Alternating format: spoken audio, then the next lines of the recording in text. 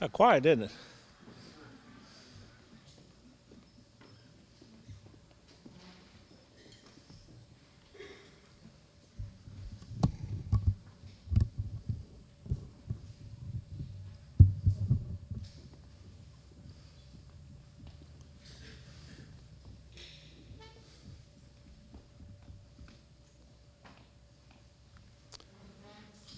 Well, good afternoon, and welcome to the 5th Annual City of Hamilton Veterans Hall of Fame Induction Ceremony. My name is Chris Haynes, and I will be your Master of Ceremonies today. Over the previous 4 years, we have opened up a history lesson of veterans who touched Hamilton in some way throughout their life. This year's class is no different. 18 individuals who went off to serve wherever they were sent. Unique stories, triumphs, and tragedies connected. Many came back to Hamilton to work, live, reconnect with their families. Others stayed where they felt at home after their service. They are volunteers, coaches, leaders, glass ceiling breakers, and musicians.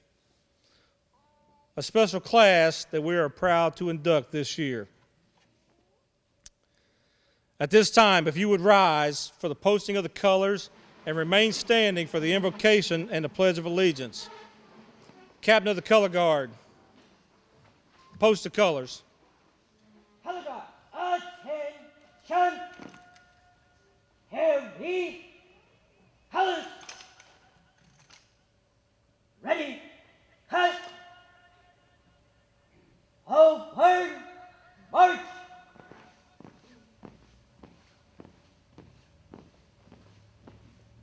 High march, march.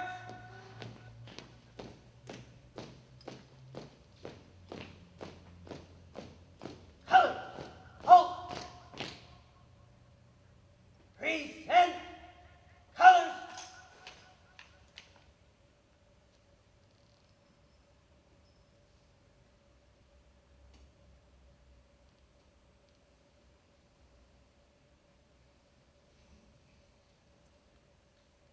We'll have our invocation by Pastor Rick Huff. And as we have a moment of silence here, the Hall of Fame has lost 4 members recently, 3 centurions, Mr. Marvin Sizemore, Dr. Albert Miller, and Mr. Bill Merritt. We also lost American Legion Commander and Butler County Veterans Service Commissioner Tom Jeffers. Pastor Rick Huff.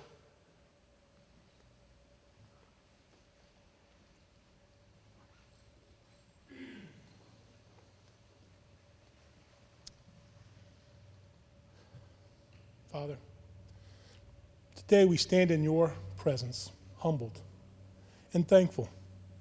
Thankful for the men and women who answered the call despite the fear, despite the risk, despite what awaited them. They were men and women of courage. They bought our freedom and they preserved our freedom. And Lord, we thank you for them. We thank you.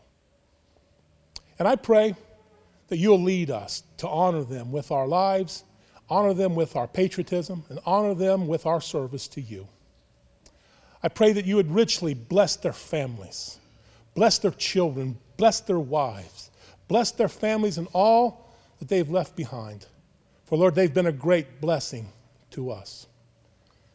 And Lord, most of all, we thank you that for those who have lost their lives, that they are in your care, that they are in your hand. And that even though, Lord, we reward them and we acknowledge them and we honor them, Lord, the greatest reward is the crown that you've given and the reward that you've given and the way you honor those. For you said that greater love has no man than this, than a man who would lay down his life for his friends. And Lord, thank you that these men called us their friends and were willing to pay that ultimate sacrifice for us. It's in your name we pray. Amen. Amen.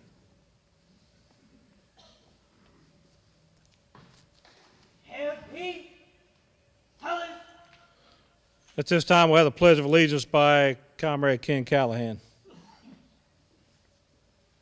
Ready, cut. Would everyone please join me in saying the Pledge of Allegiance? I pledge allegiance to the flag of the United States of America and to the republic for which it stands, one nation, under God, indivisible, with liberty and justice for all.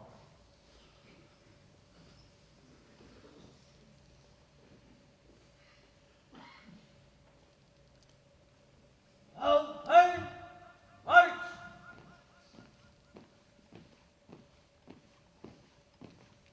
Color, halt. Orange turn. Colors. Ready, cut. Color guard. Fall out.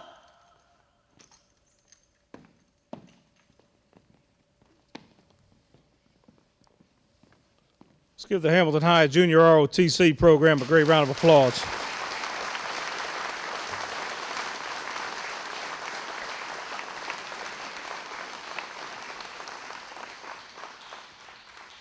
And you may be seated now.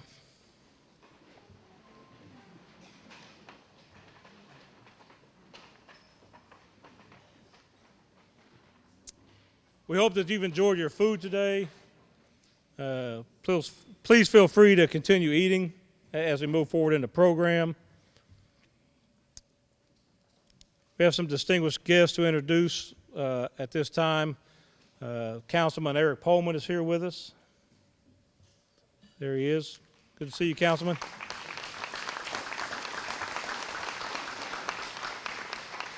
State Representative Sarah Carruthers is here.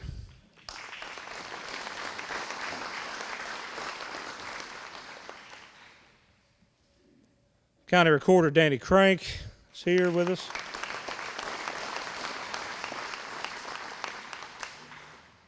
We have Zach from Warren Davidson's office here with us.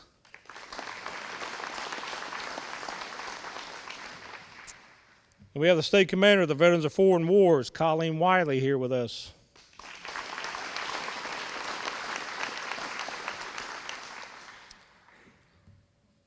So it gives me great pleasure to introduce to you a passionate committee member, a recipient of the Hall of Fame Civilian Award, and a Hamiltonian above all else, Mary Pat Moeller.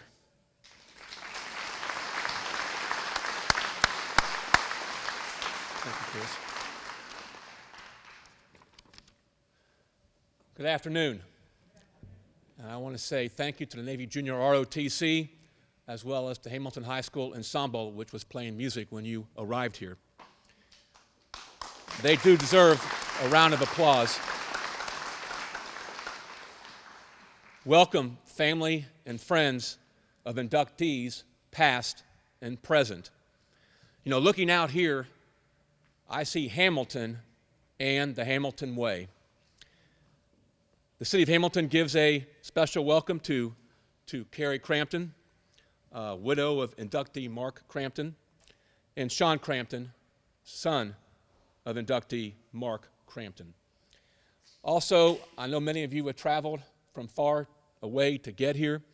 I want to say a nod to Don and Nancy Farmer, who are inductee Mike Farmer's parents from Washington, D.C., and a gentleman who's here with Martha Lindley Cook, who spent 35 years in the Coast Guard, Joe Vavidich.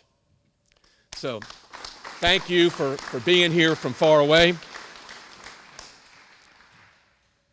You know, there is nothing worse than a life ended way too soon, whether it be a young child, a teenager, a young father, a young mother, the life of a first responder, military personnel, a military veteran. The lives that ended too soon of military personnel or military veterans, they who came home after putting their lives on the line for our country and putting their lives on the line for their fellow sailor, soldier, airman, or Marine. We gather here today to celebrate the lives and the achievements, military and civilian achievements, of veterans who called Hamilton home. Some of their lives ended way too soon. We gather here today to learn more about military service-related issues.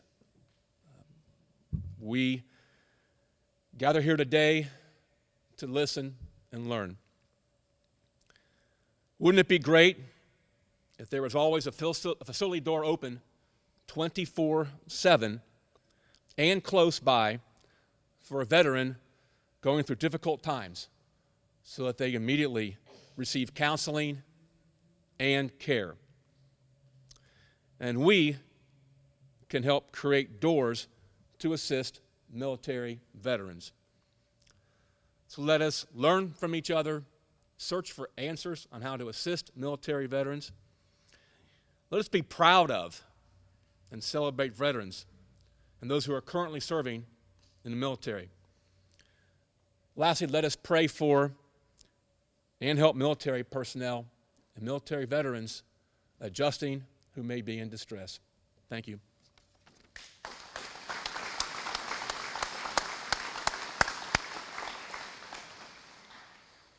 Thank you, Mayor. And before I introduce our next guest speakers, I would like to recognize and introduce the City of Hamilton Veterans Hall of Fame Committee.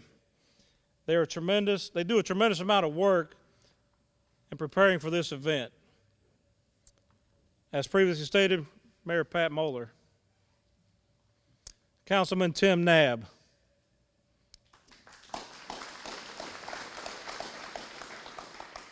American Legion Commander Ken Callahan, Chamber of Commerce President Dan Bates,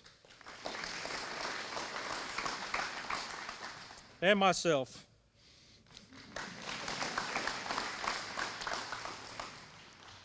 Would all previous inductees who are here with us, would you please stand?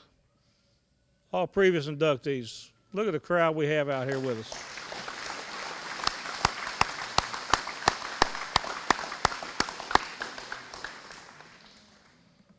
So our next guests and keynote speakers are truly doing the work of angels. Because of this work, the VFW State Commander has made it this organization her special project to support support them this year. It is my honor to have Jay Clark, founder of Save a Warrior, and Suzette Helen here with us. They have brought with them Steph Hanner, who has gone through the program. Jay Clark is a U.S. Army veteran of the Cold War era and a California Army National Guard during the post 9/11 era. During a lengthy break in military service, Jake served with the U.S. Secret Service, the Los Angeles Police Department, and as a special agent to the Federal Bureau of Investigation. Following the events of 9/11, he reenlisted in the Guard, completed officer candidate school, and served multiple peacekeeping tours in the former Yugoslavia, where he witnessed the aftermath of genocide atrocities, greatly impacting his worldviews.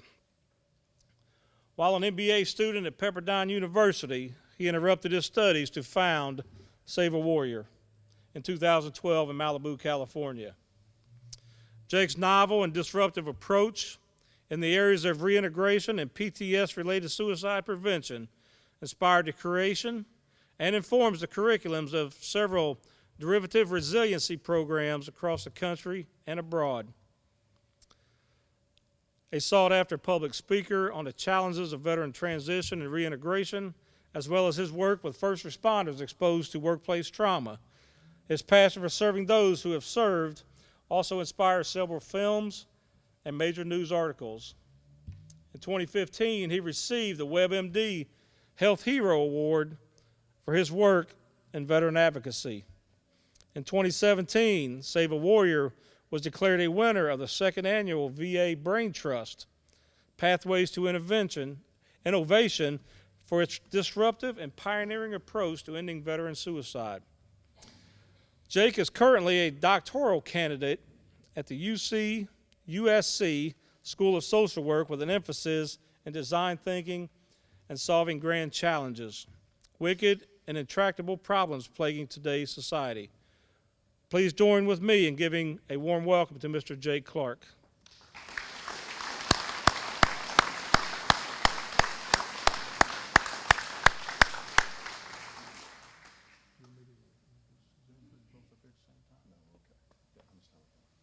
You got it. How much time? Whatever you need. Okay. Good afternoon. Okay.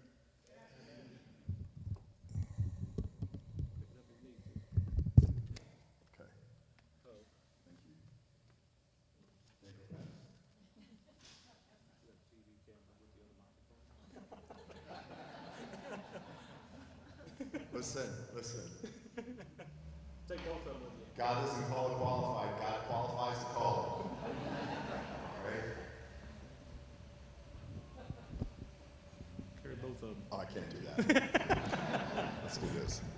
Usually, I would just walk among you. I don't do this. So, 11 years ago today, it was November 4th, 2012. 4,015 days ago today was the first cohort in Malibu, California at Pepperdine University. We had nothing. We had no money. We snuck onto the campus to open things up, and we didn't know what we were doing.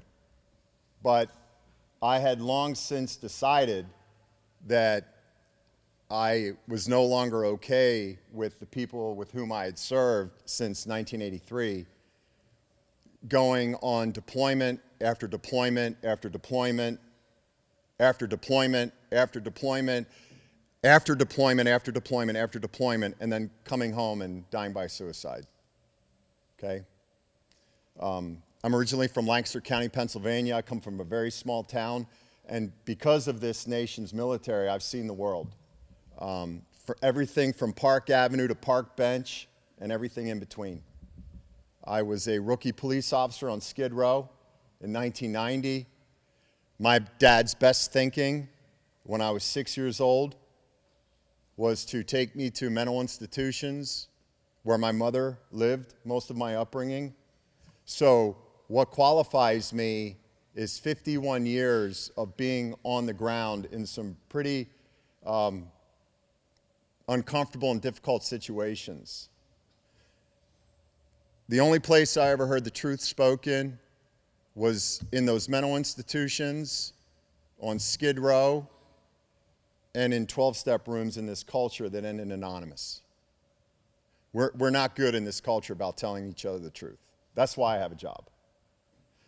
Before I came here today, I left cohorts 0228 and 229, and that's why I'm dressed the way I'm dressed. And this is the way I was dressed on Sunday, November 4th, 2012, sneaking on to Pepperdine University to launch Save a Warrior, which is now 50 miles in Hillsborough from here at Staff Sergeant Dick Wood Warrior Village on 350 acres that were donated by a very well-to-do gentleman in Upper Arlington inside the city of Columbus. Now, 11 years ago, today, when I'm in Malibu, California, looking at the Pacific, if somebody would have pulled me aside and said, you know this isn't where this conversation ends, right? You're going to be in Hillsborough, Ohio, in a $3 million facility on a 350-acre estate that someone you don't know yet is going to donate because they too don't think it's okay for returning veterans to come home and take their own life. I could not see how we would get here from there, all right? And that's what's interesting about life. You've heard the story that if you want to make God laugh, tell God your plans. That was not part of the plans. That's what happened.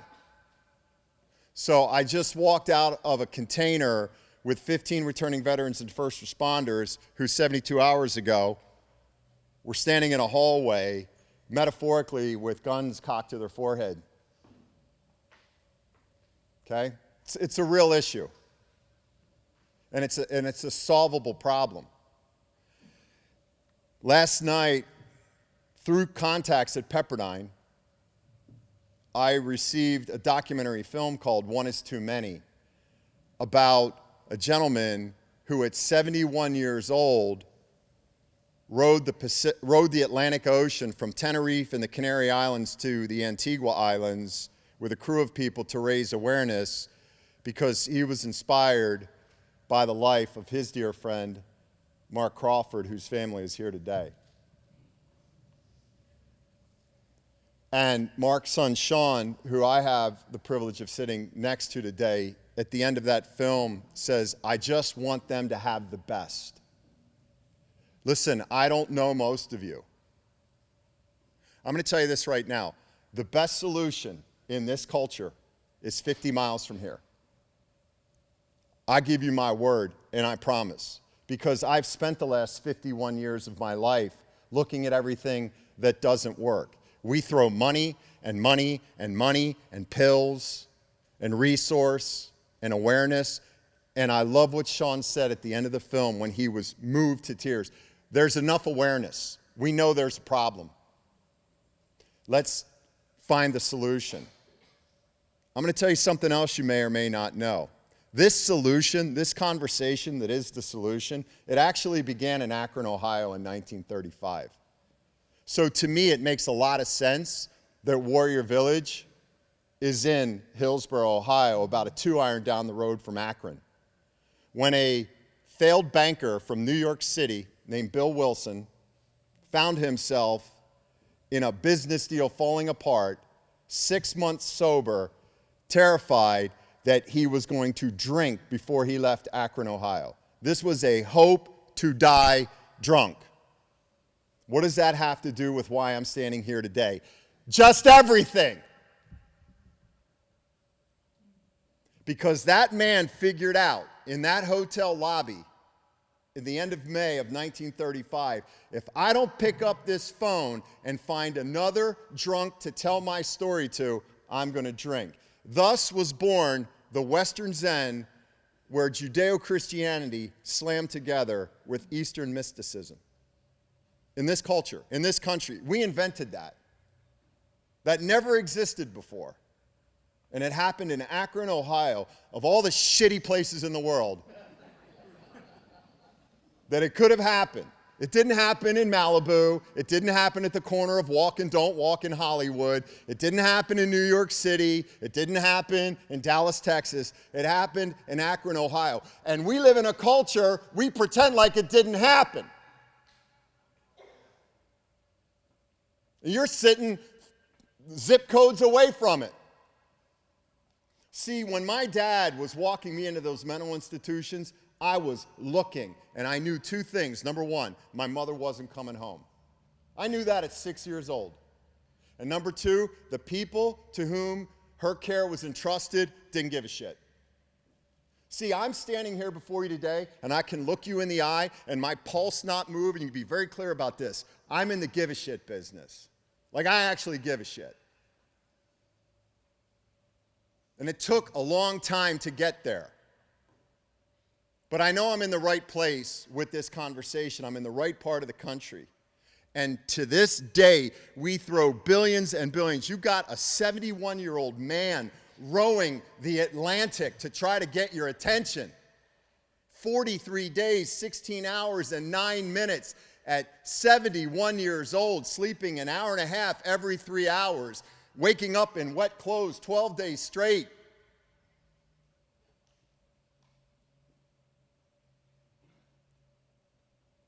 This is one of the more solvable problems of our time. We talk about this mental health crisis. We do not have a mental health crisis in this culture. We just can't tell the truth. Oh, but we're good at looking good.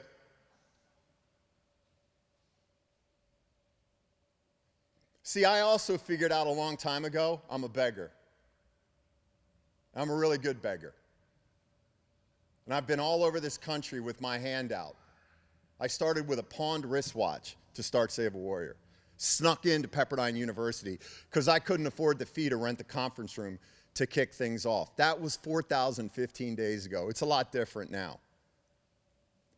At the end of that film, that gentleman, Robert Owens, 71 years old, who was dear friends with Sean's father, 71 years old, rowing across the Atlantic to try to get your attention.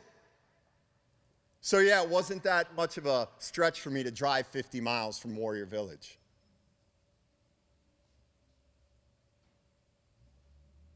None of that has to happen. But we need to start listening to why returning veterans and first responders take their own lives. Sean also gives that away in the film. My father had a horrible childhood.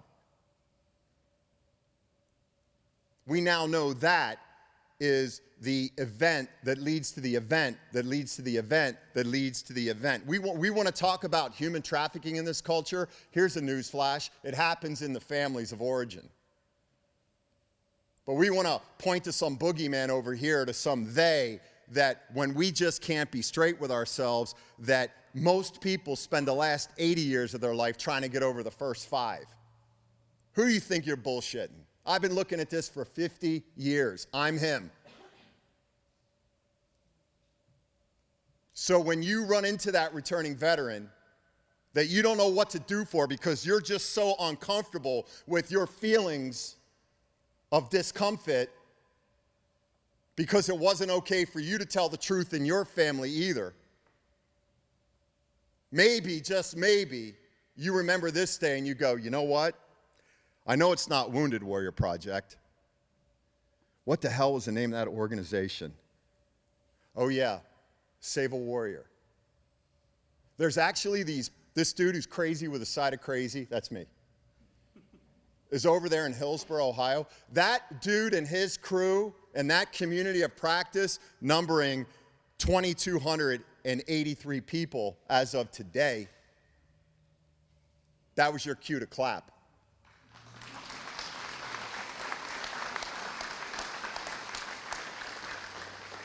They actually give a shit whether or not you have a life over which you'll never get. And if you're struggling with drinking and alcohol, they actually have a sponsorship program to help you get sober before you ever sit in that 72-hour experience. And they'll take you through a 500-day continuum of care known as the 500-day plan when you're finished.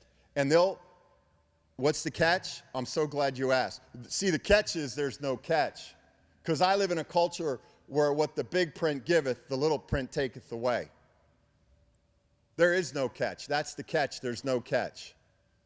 They'll actually go out and fly through the flutter of their own fear and stand in front of complete strangers with their hands out to beg for the money to help you find your way home and live that life. And the only thing they'll ever ask is for you to pay that forward some way, somehow, when that situation presents itself. That started in Akron, Ohio on June 10th, 1935. Stop pretending like that didn't happen. Stop pretending like this culture doesn't invent stuff that works. Stop pretending that you're not pretending. Let me tell you something. You cannot believe the kinds of warriors that have sat in that seat in Hillsboro, Ohio, in Malibu, California, in Kansas City, where we had an operation, in Versailles, Kentucky, where we used to run our summers. You're standing right on top of the solution if you look. God does not call the qualified. God qualifies the called. Thanks for letting me be your 5-minute speaker.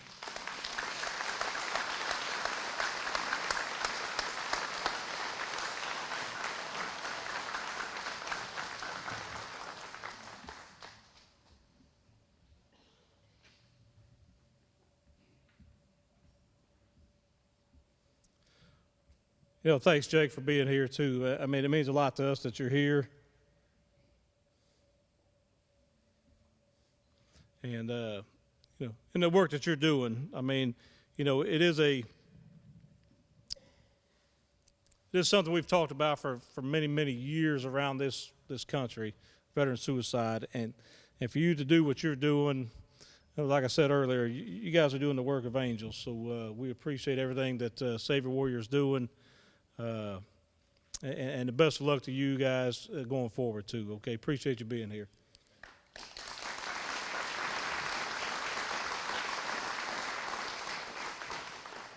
And with Jake is Suzette Heller, Director of Engagement for Savior Warrior. Suzette served in the United States Army and National Guard from 1993 to 2005. Her passion to advocate for and serve veterans began as a student of Veterans of America while using her GI Bill, which led to completion of a master's degree in legal studies with a concentration in law from Trinity Law School. Being motivated by advocacy and policy change, she met with the guys in the funny hats back there. This experience had a profound impact on her. In 2011, Suzette became employed with the American Legion until 2021, serving as the state adjutant of the Department of Ohio.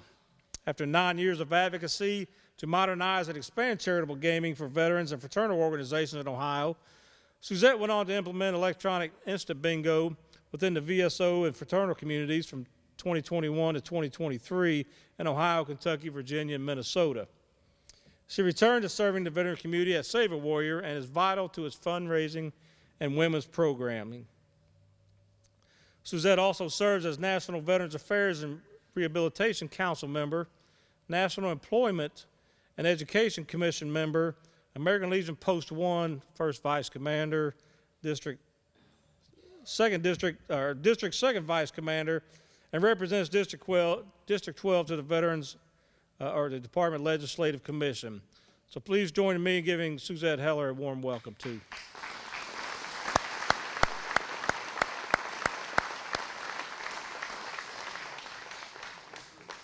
Come on up. Was that the left side? Yes. Okay, just want to make sure.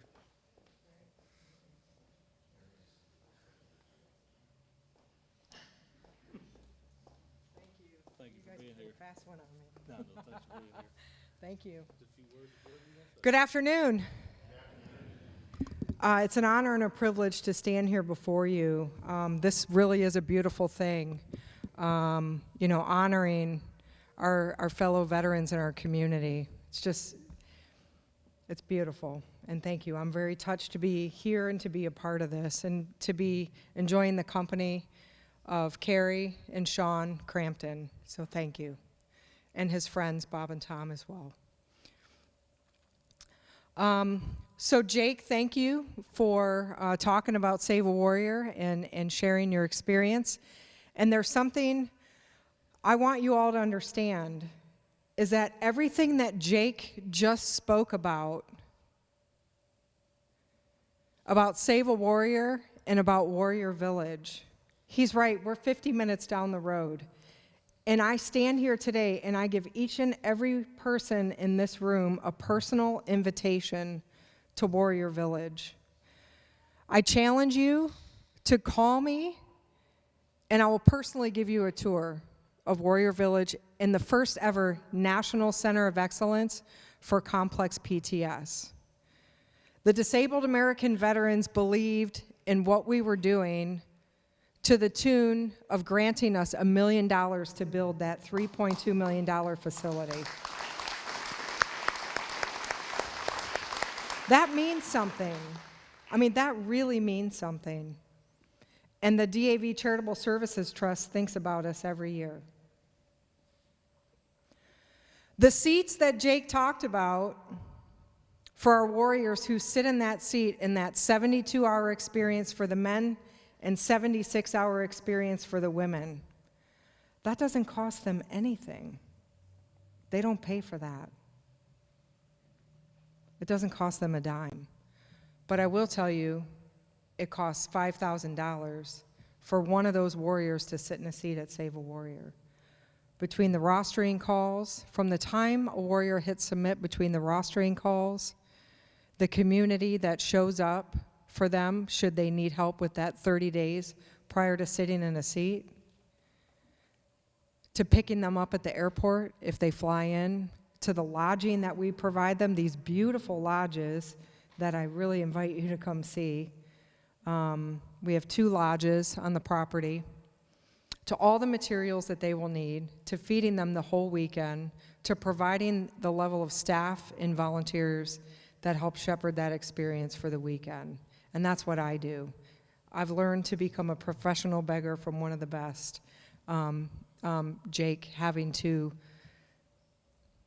grow this organization to make sure that there would be a seat available for somebody who really needed it, for a veteran, a first responder who needed that seat. And working with the women's program, Steph Hanner's here today. She's an alumni of our program. I'm an alumni of this program. Everybody that touches a seat at Save a Warrior has gone through the experience. And we hold space for our brothers and our sisters, and we listen to all of it. All of those things that we said that we would never share, that we would never tell a soul. That's what we do. We get it all. And so before you leave here today, please come see me, because I would really like to show you that beautiful National Center of Excellence.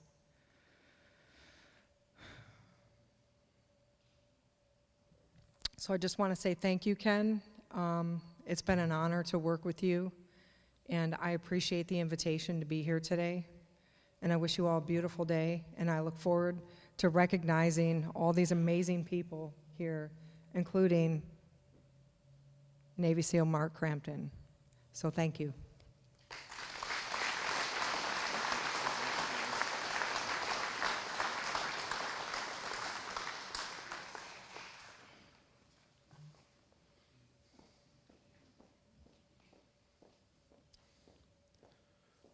Thank you, Suzette.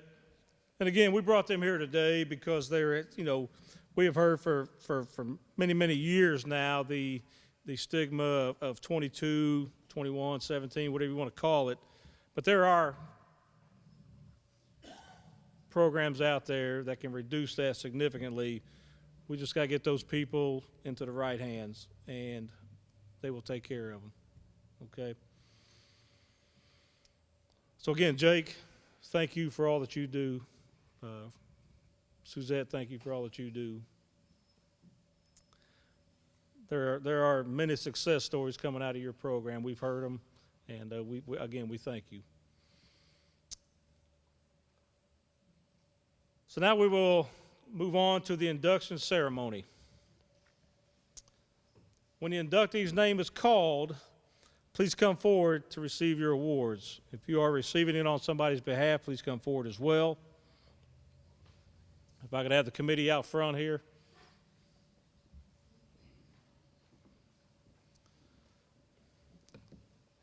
And again, everybody has a program book with a little bit of history on each individual being inducted, but I will add a few things that was submitted as of course we can't print everything that's in the book.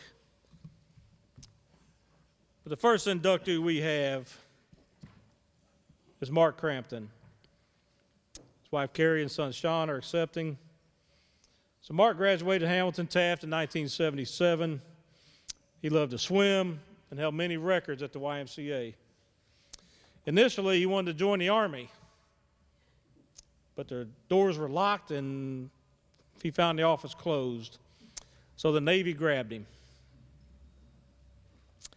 He served in the United States Navy from 1983 to 2010.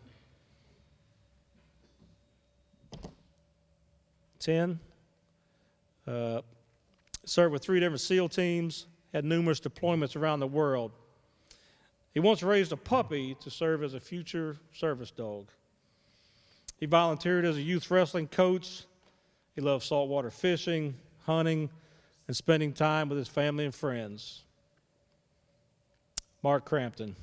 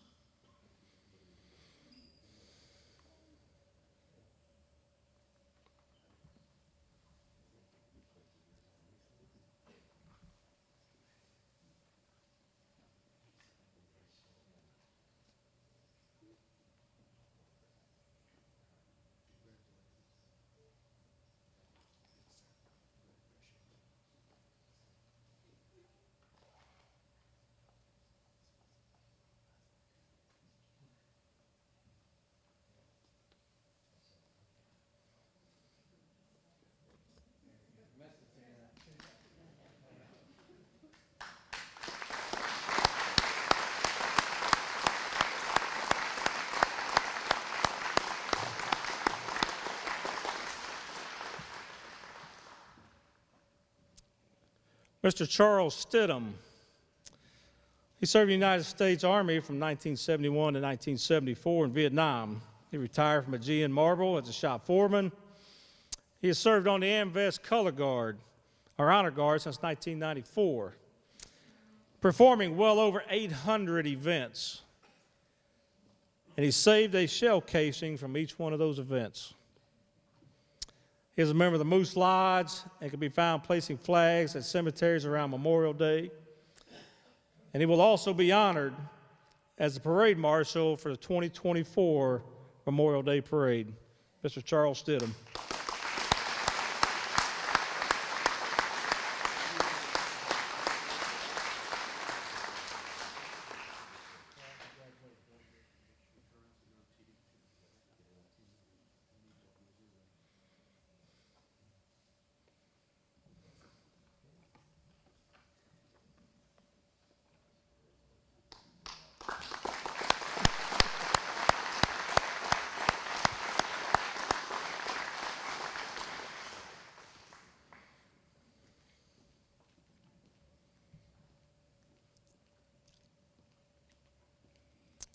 Mr. James Spicer served in the United States Army Air Corps.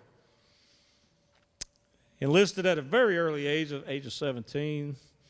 He didn't leave the States, but he did train others in pre-flight checks on safety equipment. He was a logistics manager at Champion Papers.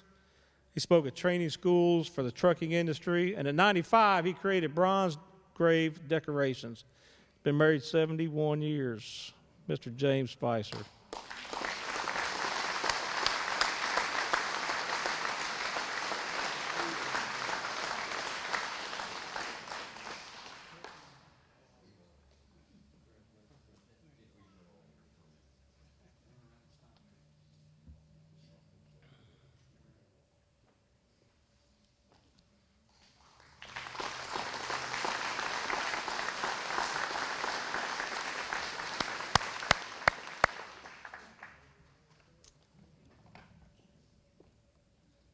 Vera Ann Harrison. Accepting on her behalf is her sister, Patricia Hurd. So Vera Ann was born in Sadieville, Kentucky. Moved to Hamilton at 7 years old and graduated Hamilton High School in 1937. She was blessed with a thirst for knowledge and excelled throughout her schooling. In 8th grade, she wrote a weekly column for the African American newspaper, the Pittsburgh Courier. After college, she was commissioned to be one of the first group of WAC officers after President Roosevelt's authorization in 1942. She was commissioned a second lieutenant on August 29, 1942, promoted to first lieutenant that December, and to captain in July of 1943. She was Army discharged in 1945. She was married to Major John Haskins and had 4 children, and she retired from San Francisco School District as a psychologist. And we learned today that she was a part of the Mayflower Group. Am I correct? Well, Patricia, thank you for nominating your sister, and we're so glad to honor her today. Thank you for being here.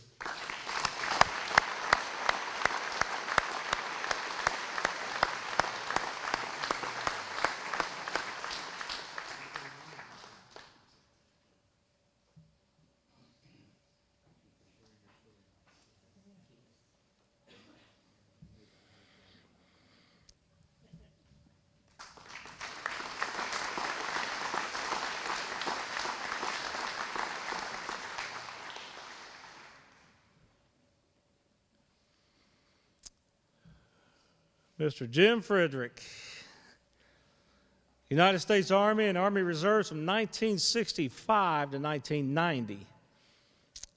Worked in the Army Security Agency and military intelligence. Could have worked at NSA, but you'll have to ask me about that question yourself. Volunteered much of his time to St. Peter's Church as an usher since 1981, bingo since 2008, and as a Knights of Columbus warden since 2011. And if that wasn't enough, he began volunteering at Hospice of Hamilton earlier this year, bringing comfort to veterans in needs. And he actually told me the story that he played ball with fellow Hall of Fame member Danny Crank. He's been married to Faye for 55 years. So, Mr. Jim Frederick, congratulations.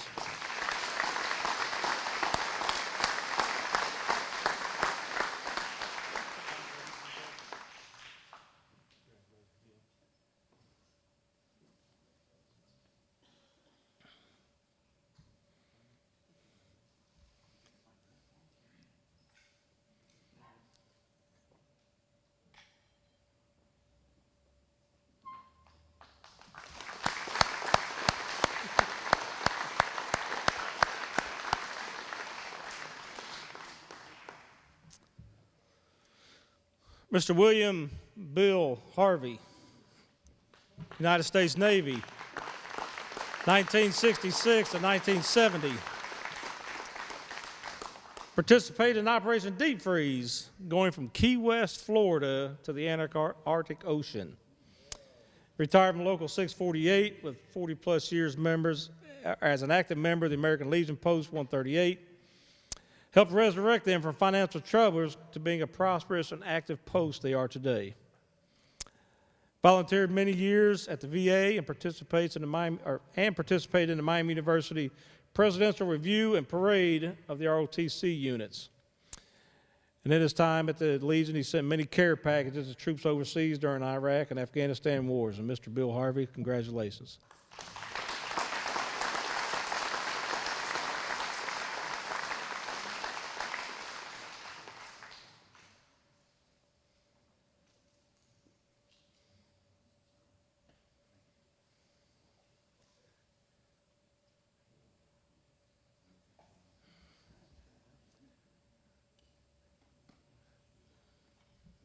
Good job, Bill.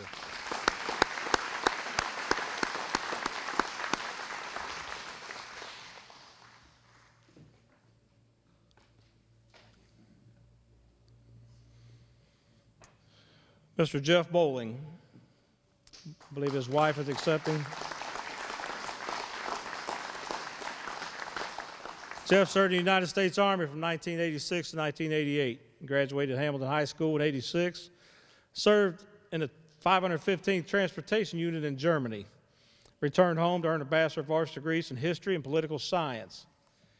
In 1998, he earned his law degree from the University of Dayton. The founding member of the Rapier and Bowling Law Firm, he was a proud Hamiltonian. He loved this time of year watching his Buckeyes football. And his life was tragically cut short as a result of a motorcycle accident in 2021. His involvement in community organizations are still being felt today. Mr. Jeff Bowling.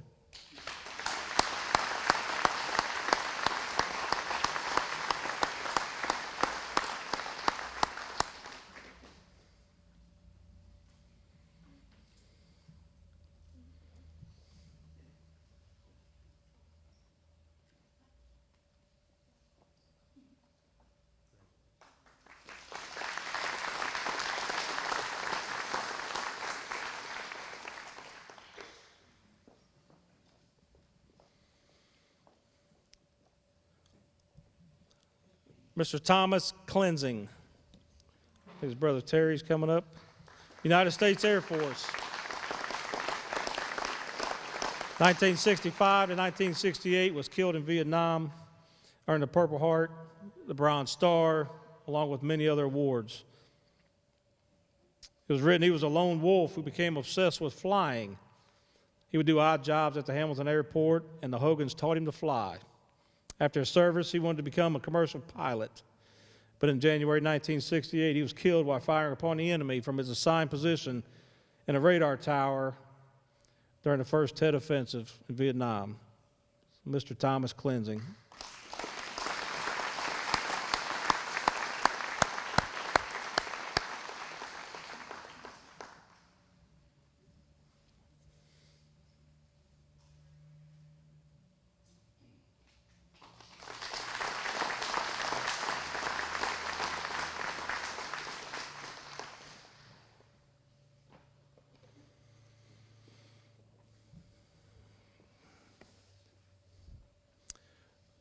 Now, every now and again, doing these ceremonies over the past 4 years, up until this year being the 5th year, we see some unique individuals.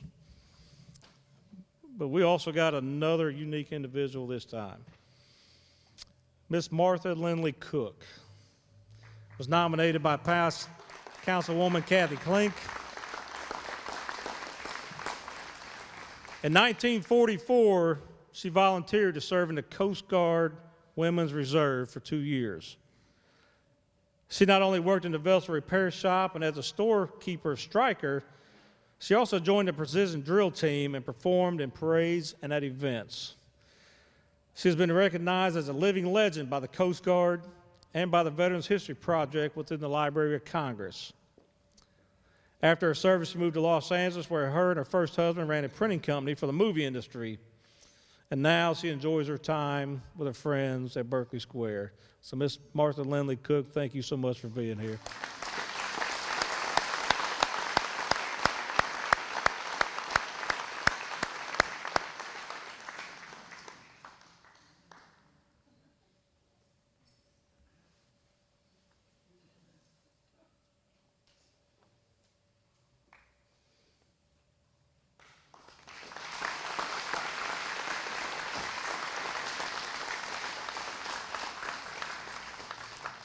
And Martha, can I tell him your age?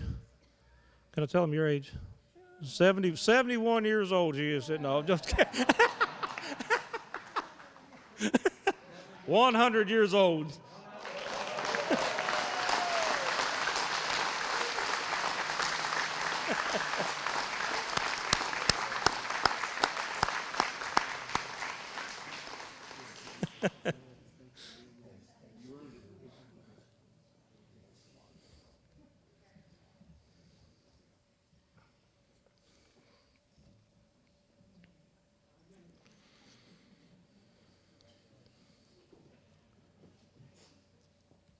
So this next inductee was something that came across a social media post to me a few years ago, and I thought, how crazy would that be to put this individual into the Hall of Fame just as a Hamiltonian, like everybody has been, or touched this city in some way or shape or form. But Colonel John Minor Milliken was from the Union Army, 1st Ohio Volunteer Cavalry. He came from a wealthy family, and as we all know, there's some Milliken names around this town and has been for a long time. He was born in Hamilton in 1834 and was the son of Major John Milliken. He graduated from Miami University, and it has been written that he was a perfect hero, a Christian gentleman, and of the highest type of moral qualities. Of course, his life ended during the Civil War as killed in an accident in Murfreesboro, Tennessee. And when they found him, the soldier's creed was found among his papers after his death. And something else unique about him is his Colt revolver, a Colt Dragoon pistol, was recently sold at auction for $1.6 million. Yeah, I mean, it is unbelievable the price of his weapon. But again, I believe Butch Frederick's going to come forward, accept it on his behalf, and display that at the Soldiers and Sailors Monument. And what a great place for that to be for Colonel Milliken.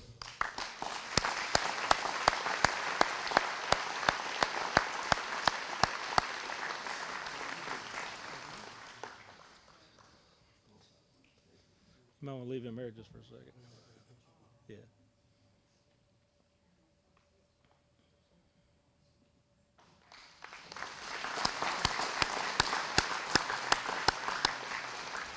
You might as well stay here, buddy. And while Butch is up here, he's next on our list. Somehow that worked out that way, but Butch Frederick, United States Air Force from 1966 to 1970.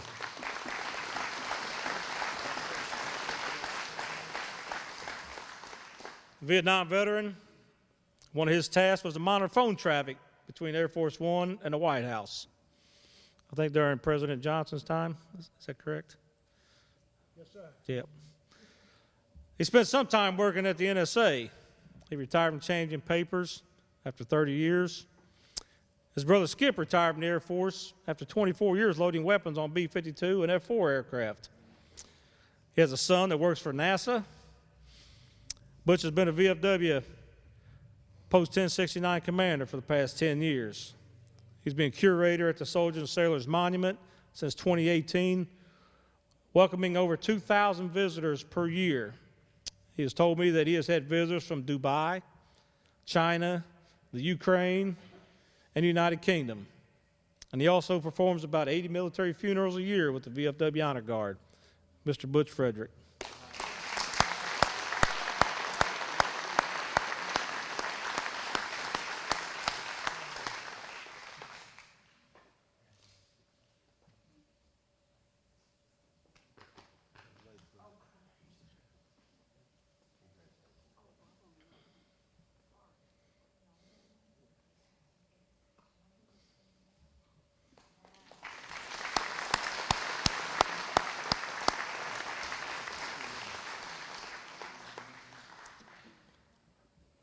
Dr. Joseph Brandenburg, United States Army Medical Corps.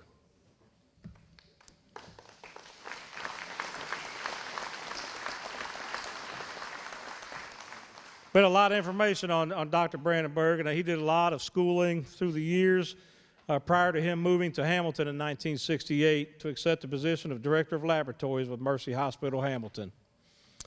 While here, he trained at Oak Ridge, Tennessee to obtain his boards in nuclear medicine. He oversaw construction of the laboratory at the new Mercy Hospital in Fairfield. He served 44 years with the Butler County Coroner's Office, and he held many leadership positions at numerous community organizations.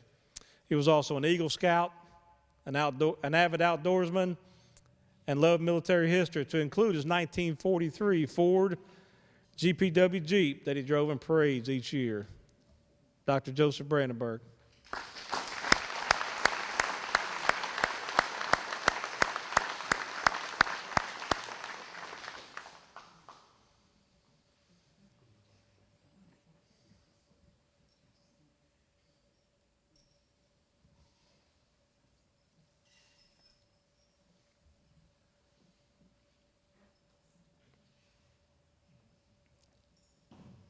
Congratulations.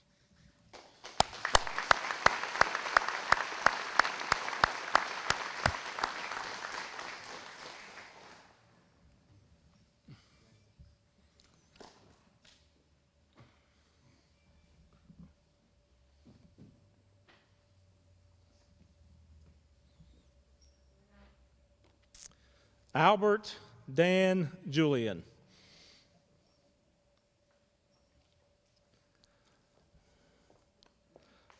So Albert Dan Julian was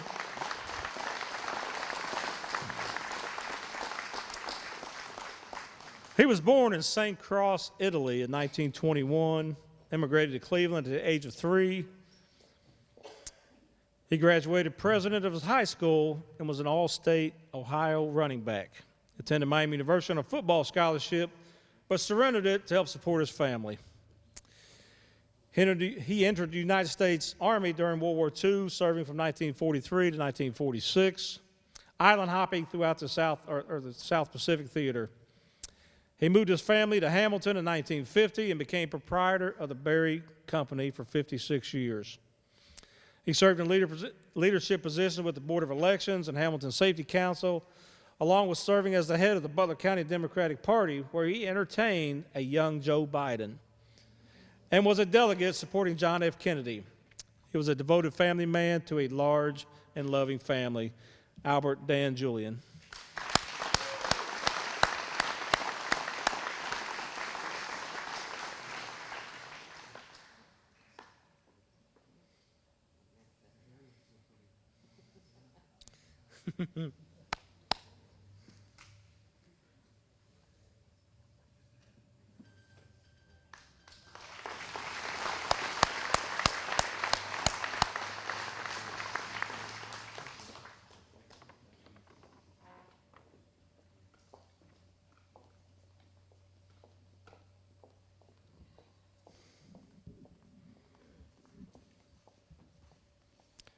Marcella Gattemeyer.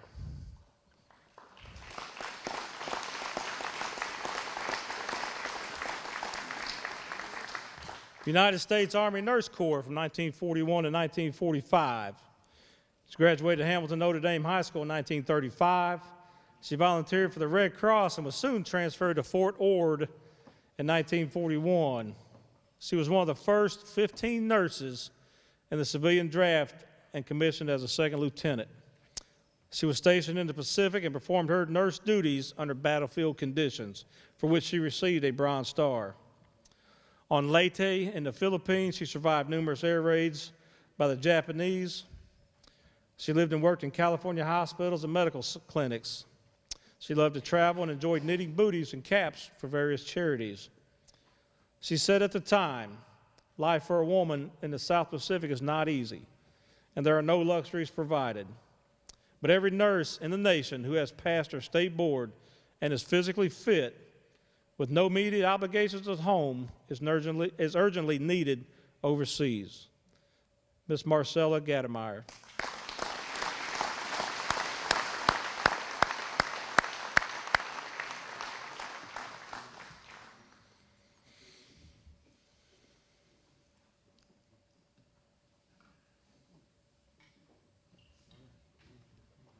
Congratulations.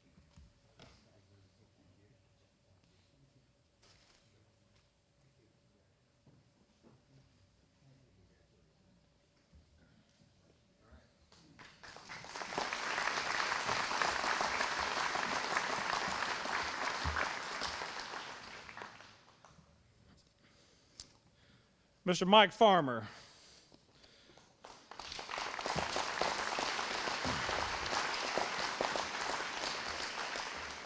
Mike Farmer served in the United States Marine Corps from 2001 to 2005.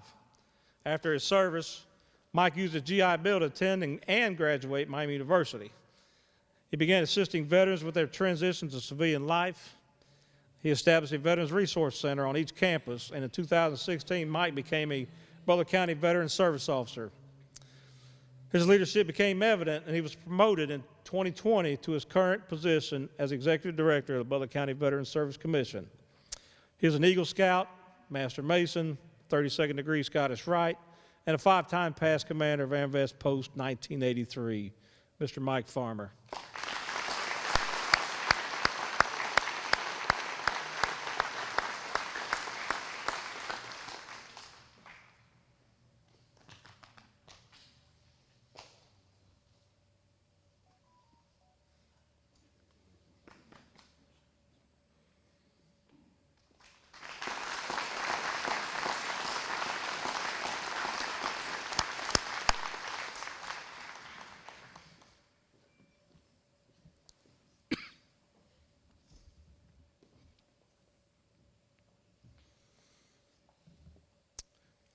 Mr. Anthony Cress Vintage.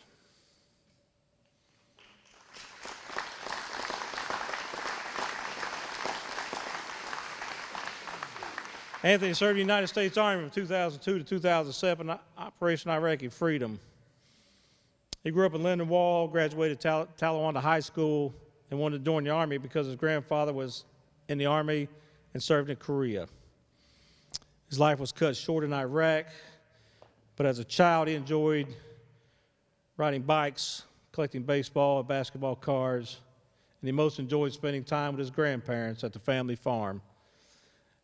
His mother Deborah's here with us, and it's great to see her here and accept this award on his behalf. So Mr. Anthony Cress Vintage.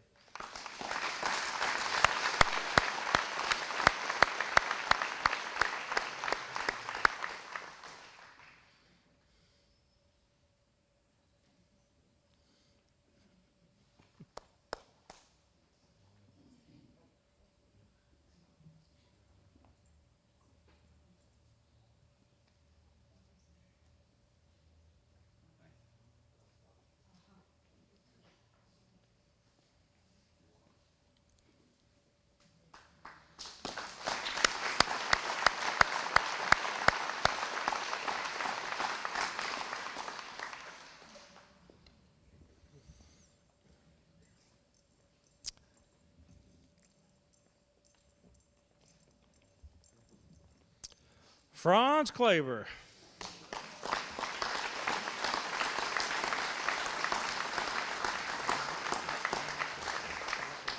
I don't know. He's coming up, yeah.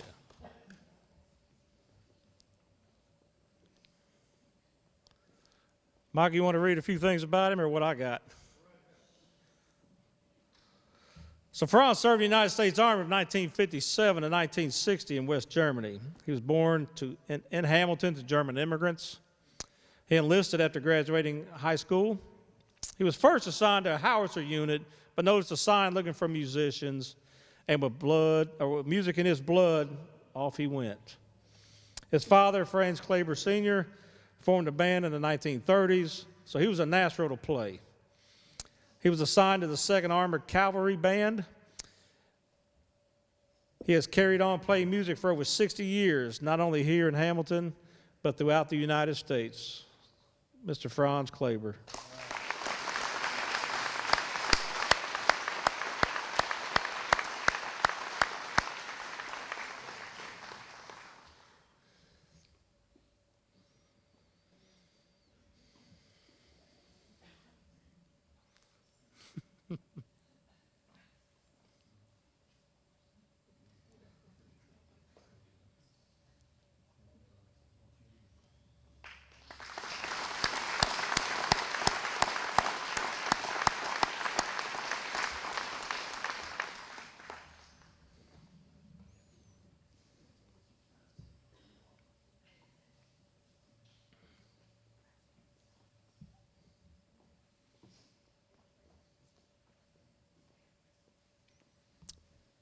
And something we've done every year since the very beginning, not only inducting veterans into the Hall of Fame, but we thought it was appropriate to pick an individual who may never have served in the service, but have done a tremendous amount of work for veterans and active duty military programs, supported them, fundraised, whatever it took to do some things to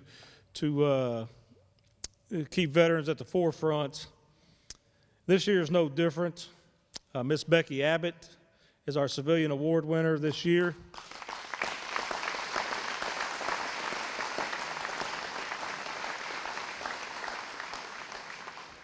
I talked to Becky a couple of days ago. She's unable to be with us. She is under the weather, but she is honored to be mentioned as a Hall of Fame inductee here. She was married to the late Bubba Abbott out of the Fairfield VFW post. She has served her community and veterans program for decades. She has served as auxiliary president at VFW Post 1069 and has also served as district VFW twice. She has been instrumental in organizing wreaths across America at Greenwood Cemetery for many, many years. And the city has a proclamation to present to her for her dedication. There's a few of us here that will see Becky in the near future that will deliver these awards to her. But again, please give a round of applause to Miss Becky Abbott.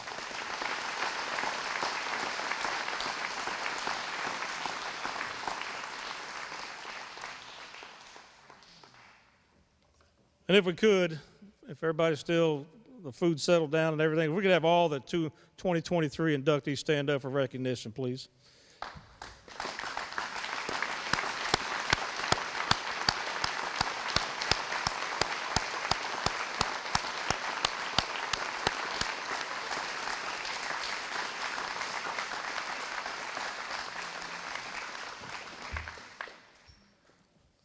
So again, with Veterans Day coming up around the corner, congratulations to the class of 2023. Again, each time we do this, since 2019, it's been a history lesson. A lot of us do not know until we get these applications, our neighbors, our friends, what they did, and the stories that they have that we can share with everybody here at this kind of a ceremony. But we have a few other presentations we want to give out today, too. If I could have Matt Pfeiffer come up from the Strings Ensemble and his group, if you guys would please come up.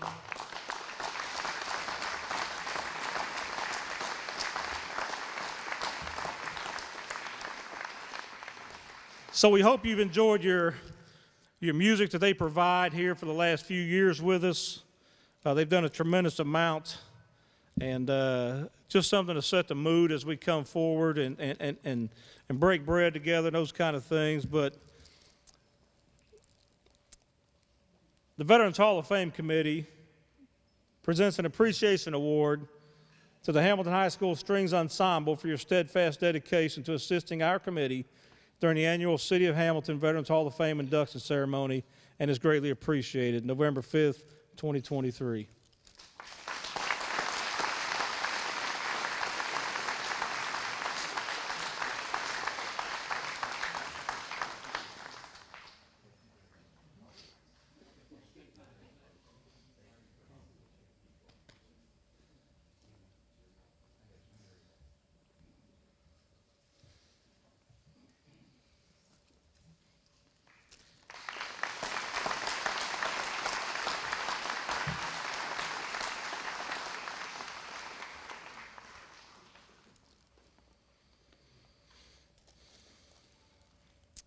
And another award the committee would like to present is to the Naval Junior ROTC program at Hamilton High School. So we could have Captain Everwan, Gunny McAllister, Caden Lanehart up here.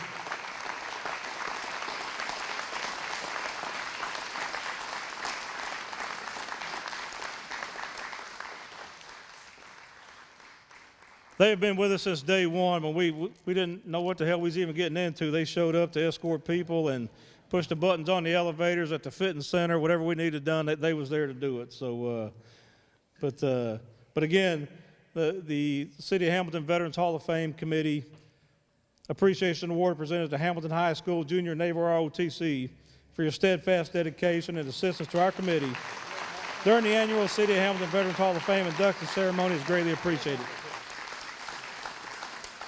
Okay, can we get let's bring all the Navy ROTC up here. Hope they bring them all up.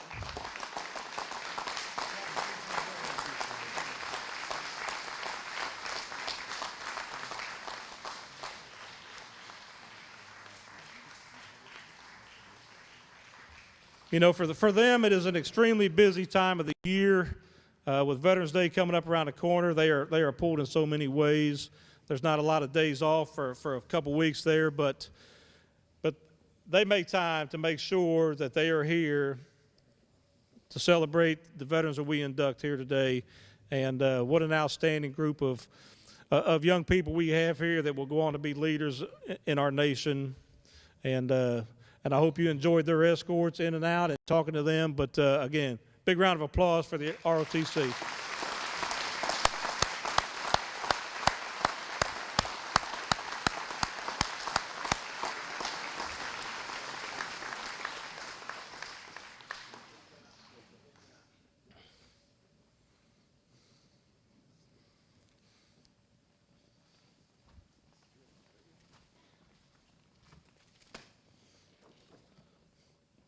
We do have a couple more announcements to make. Some things going on here around town.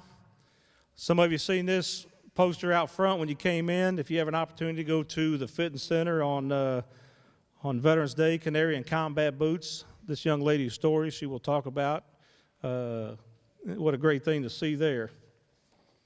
So again, at the fitness center, 7:30 p.m., a couple dollars to get in and enjoy some Canary and Combat Boots. Also out front when you came in was the applications for the Butler County Memorial Wall and the bricks that we have.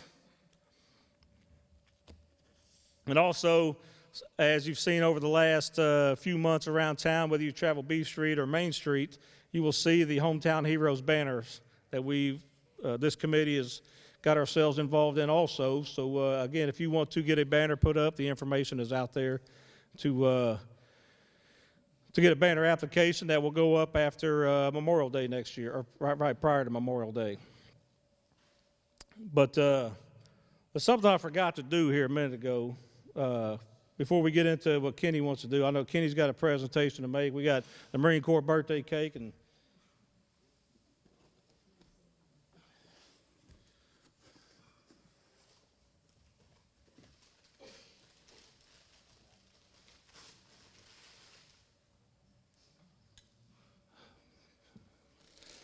can we get Anna up here and Jared?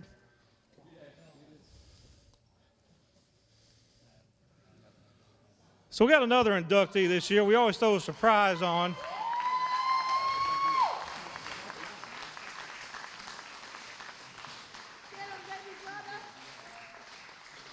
And I'm going to tell a little story on this here because I didn't write anything down about this guy here, but Mr. Ken Callahan, United.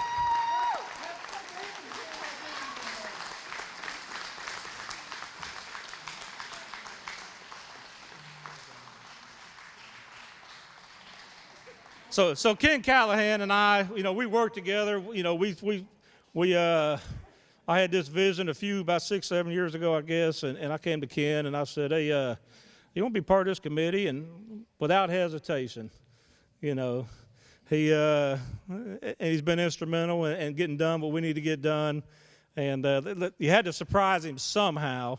So we figured we'd get through the biggest part of this thing and do some other things and then bring it back to it. But Kenny served in the United States Air Force, back in the 80s. So he was a weapons loader.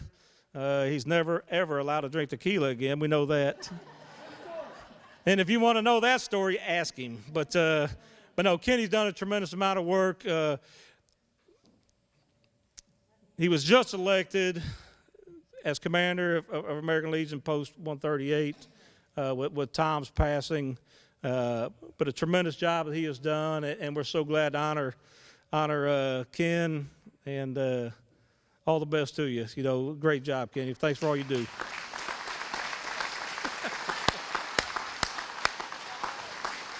that the way to do it?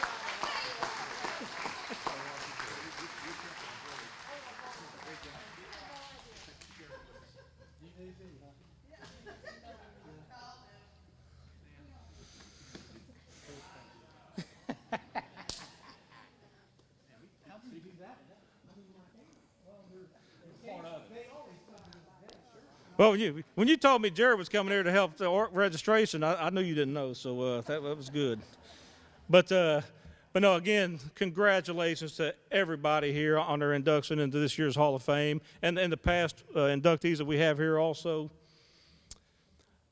Something we've always done too, and it's not out of the line that we celebrate the Marine Corps' birthday just like they do.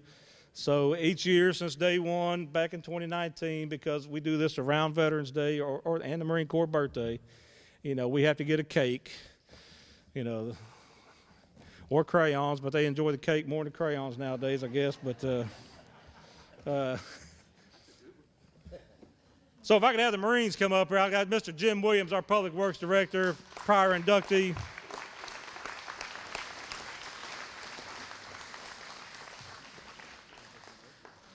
And I believe we got Mike Farmer as a Marine. Who else? Jeff Shaw. All the Marines. Yeah, Jeff, don't get this on that whatever you're wearing.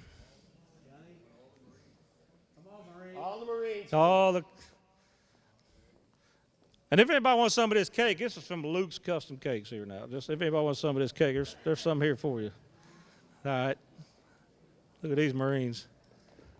All right.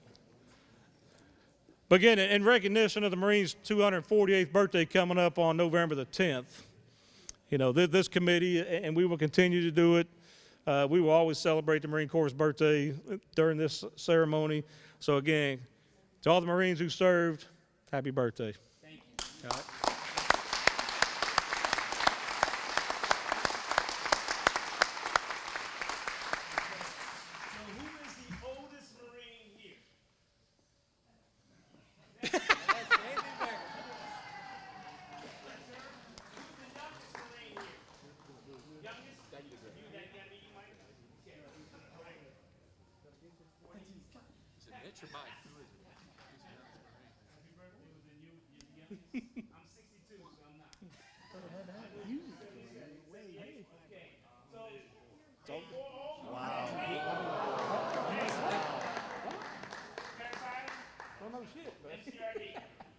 My father was in CRD. So thank you all for your service. Thank everybody here for coming. And so this is the 248th year of celebrating Marine Corps birthday. Hoorah.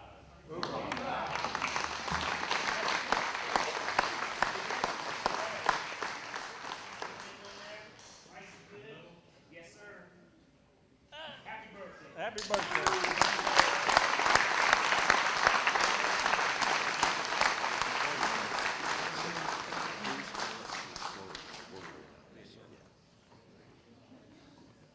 So we'll cut this thing up here in a little bit if you guys want to hang out some, and we'll have some more cake, or we'll throw it, or whatever we got to do. But again, not only for the people in here, but whoever's watching TV Hamilton and whatever else, we need your stories. If you know of a veteran, let us know about it. Let us know about it. Submit the application to the Chamber of Commerce. Their applications are on the website. We got some out front. Give us a little story. Let's honor those, and let's hear those stories that we don't know about. But again, thank you all so much for being here on a Sunday afternoon, taking time out of your day to be with us, to honor our heroes, those that have done tremendous things. The American Legion Commander, Kenny, has a presentation to make. And I don't know if you can't take the microphone. You just got to stand here. Could I ask Jake and Suzette to come up here just for a moment, please? So the American Legion Post 138 got involved with Save a Warrior back about 8 months ago, I believe it was. Suzette had asked to come to our club and talk to our officers about the program, and I think instantly our officers and our post bought into that. So at this time, in the name of Mark Crampton, the American Legion Post 138 would like to donate $5,000 to the Save a Warrior Project.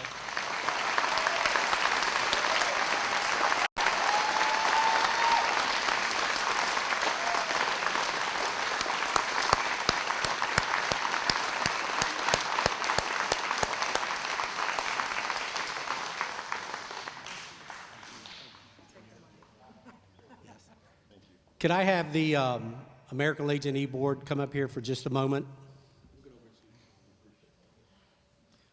So, as you guys know, because of the work that Suzette did when she was a American Legion, as far as the gaming program, the bingo, the charitable gaming in the state of Ohio, it has enabled us to, as a organization, to benefit our community.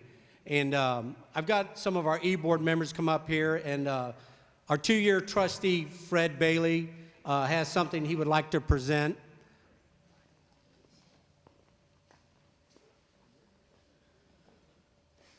Could Veterans Hall of Fame trustees or committee come forward? On behalf of American Legion Post 138, we're giving you a check for $10,000 to keep you endeavoring and keep on honoring our veterans.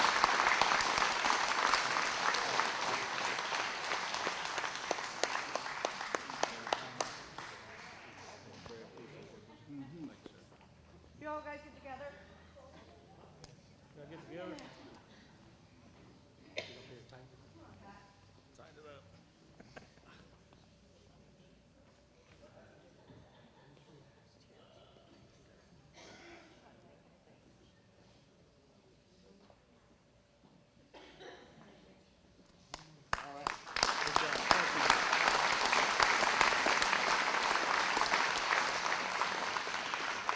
Anything else? Anything? Anybody? Dan? Matt? Nobody? Well, again, we appreciate everybody for coming out here today. And again, what a wonderful day it was to celebrate our inductees and our heroes and things that they've done that we didn't know about till today. And again, get some applications in to us. We'd love to read the history and the stories.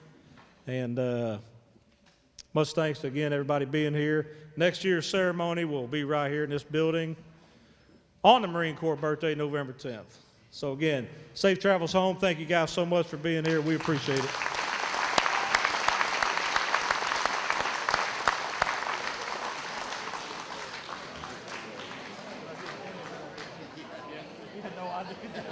No idea, man.